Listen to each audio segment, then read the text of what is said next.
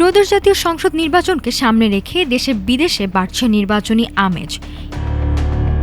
ইতিহাসে প্রথমবার postal ব্যালটে vote দেওয়ার সুযোগ পাচ্ছেন প্রবাসী বাংলাদেশিরা।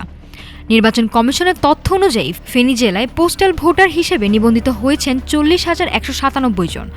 এর মধ্যে পুরুষ 36,000-এর বেশি, নারী 4,000-এর বেশি। এ পর্যন্ত প্রায় 39,000 ভোটারের নিবন্ধন অনুমোদিত হয়েছে।